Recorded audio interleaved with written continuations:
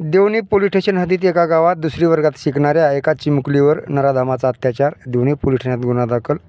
उदगीर तालुक्यात असलेल्या व देवणी पोलीस स्टेशन अंतर्गत असलेल्या एका गावात माणुसकीला काळिमा फासणारी घटना घडली आहे. 8 वर्षीय मुलीवर नराधामाने अत्याचार केल्याचा धक्कादायक प्रकार 6 जुलै रोज शनिवारी 3 वाजेच्या दरम्यान घडला आहे. या प्रकरणी देवणी पोलीस ठाण्यात आरोपीविरुद्ध गुन्हा दाखल करण्यात आला आहे.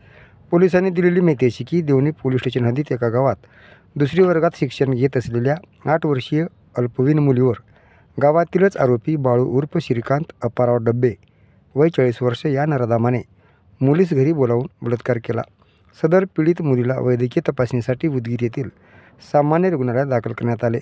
निलंगा विभागाचे उपविभागीय पोलीस अधिकारी नितीन कटेकर व देवणी पोलीस ठाण्याचे पोलीस निरीक्षक डोके यांनी 6 जुलै रोजी रात्री उशिरापर्यंत रुग्णालयात तळ ठोकून वैद्यकीय तपासणी करून घेतली. या घटनेतील आरोपीला पोलीस ताब्यात घेतले असून पीडित मुलीच्या आईने दिलेल्या फिर्यादीवरून आरोपी बाळू उर्फ श्रीकांत अप्पाराव डब्बे यांच्यावर देवणी पोलीस ठाण्यात गुन्हा नंबर 232/24 क 65-2 भारतीय न्याय संहिता 2023 सह कलम 4(6) बालकांचे लैंगिक अत्याचार संरक्षण कायद्यानुसार 7 जुलै रोज रविवारी गुन्हा दाखल करण्यात आला आहे.